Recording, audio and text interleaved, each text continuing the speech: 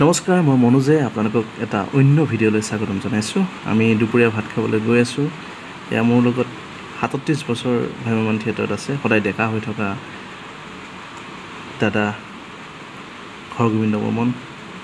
আমি গৈ গৈ এয়া সুন্দৰ পৰিৱেশৰ মাজত ৰাজধানীৰ কেম্পৰ সন্মুখ পালোঁ। এয়া তীব্ৰ গৰমক নেওচি এতিয়াও দিনত কিন্তু কাম কৰি আছে।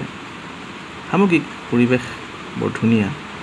এতিয়াও ছেটিংছৰ দাদাসকলে ছেট ডিজাইন কৰি আছে, ছেটৰ কাম চলি আছে আৰু ষ্টেজ ৰিহাৰ্চল চলি আছে। আৰু ৰাতি ৰিহাৰ্চল হয়, দিনত ডান্সৰ ৰিহাৰ্চল হৈ আছে। এটা সুন্দৰ পৰিৱেশ দিয়াৰ চেষ্টা কৰিছে প্ৰযোজক মহোদয় আৰু প্ৰযোজিকা বাইদেৱে। এটা পৰিৱেশৰ মাজত আমি কাম কৰি আছোঁ আপোনালোকক এণ্টাৰটেইনমেণ্ট দিয়াৰ কাৰণে। আমি ওলাই যাম আপোনালোকৰ সন্মুখলৈ, ভাল ভাল নাটক লৈ যাম আৰু আপোনালোকে আশা কৰিছোঁ আমাক মৰম আশীৰ্বাদ সকলো কৰিব। আৰু এইজন আমাৰ ছেটিংছৰ হেড দাদা, হাঁহি থাকে সদায়, ভাল লাগে। আৰু এইজন ডেকা ল'ৰা, এই চাউণ্ড চলায়, বৰ ভাল ল'ৰা। এয়া ছেটিংছৰ কাম ধুনীয়া কৰি আছে, গৰমকো নেওচি কাম কৰি আছে।